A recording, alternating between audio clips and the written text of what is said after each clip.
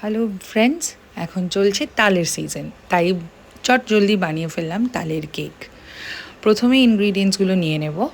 সবার প্রথমে নেব ফ্লাওয়ার, তারপরে তালের পাল্প, একটু দই আর চিনি, baking powder and baking soda. সবার প্রথমে চিনিটাকে মিক্সার গ্রাইন্ডারে খুব ফাইনভাবে ব্লেন্ড করে নেব। যত ফাইন হবে আপনাদের মেশাতে খুব ভালো হবে এবং তাড়াতাড়ি মিশেও যাবে। তারপরে হয়ে যাওয়ার পরে একটা বোলের মধ্যে ট্রান্সফার করে নেব। ট্রান্সফার করে নিয়ে ওর মধ্যে একে একে করে সব লিকুইড ইনগ্রিডিয়েন্টস দিয়ে দেব। সবার প্রথমে দিলাম দই, তারপরে দেব তালের পাল্পটা, তারপরে আস্তে আস্তে সেটা চিনির সঙ্গে আমরা ভালো করে মিশিয়ে নেব এবং দেখবেন মেশাতে মেশাতে খুব ফাইন একটা স্ট্রাকচার চলে আসবে।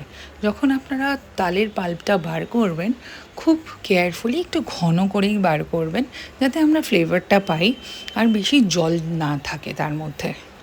এরপরে দেখবেন খুব সুন্দর স্ট্রাকচার আসার পরে 2 ফোঁটা আমরা ভ্যানিলা এসেন্স দেব।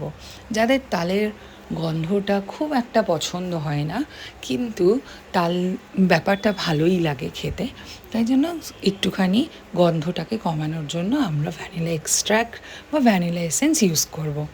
এরপরে আমরা দিয়ে দেব ড্রাই ইনগ্রিডিয়েন্টস, যেরকম ময়দা, তারপরে বেকিং পাউডার আর বেকিং সোডা। দেওয়ার পরে সুন্দর করে ছেঁকে নেব। ছেঁকে নিলে দেখবেন ওপরে যেইটুকু ময়লা থাকে বা লাম্পসগুলো থাকে সেটা বেরিয়ে যায়। তারপরে সেটাকে সুন্দরভাবে মেশাবেন, অবশ্যই ভালো করে মেশাবেন এবং একদিকে এক ডাইরেকশানে মেশাবেন, কোনো রকম তাড়াহুড়ো করবেন না, ফোল্ডিং প্যাটার্নে মেশাতে থাকবেন। তারপরে এই সময় অন্য আরেকটা পাত্রে একটু তেল দিয়ে জিনিসটাকে আমরা পাত্রটাকে ভালো করে গ্রিস করে নেব। আর দেখবেন ফোল্ড করতে করতে করতে করতে খুব সুন্দর সবটা মিশে যাচ্ছে। আর তারপরে আপনি দেখবেন যে কোনো লাম্পসও ওর মধ্যে থাকবে না। যেই বাটিটা গ্রিস করে রেখেছেন সেই বাটিটার মধ্যে এবার সুন্দর করে আপনারা ব্যাটারটাকে ঢেলে দেবেন। ব্যাটারটাকে ক্লিনভাবে ঢালবেন। ঢালার পরে দেখবেন যে আপনার কাছে যাতে কোনো লাম্পস ওটার মধ্যে না থাকে, যে কেকের আপনি বেকিং পটটার মধ্যে, তাহলে কিন্তু জায়গাগুলো এয়ার হয়ে যাবে। আর অবশ্যই এরকমভাবে ঝাঁকিয়ে নেবেন, তাহলে খুব সুন্দরভাবে সেটও হয়ে যাবে। আশা করি এত দূর বুঝতে কোনো অসুবিধা হয়নি।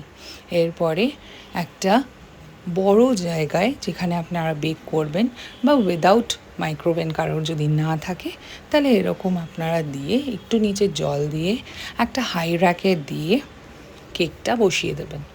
40 থেকে 45 আপনার কেক রেডি হয়ে যাবে। Thank you.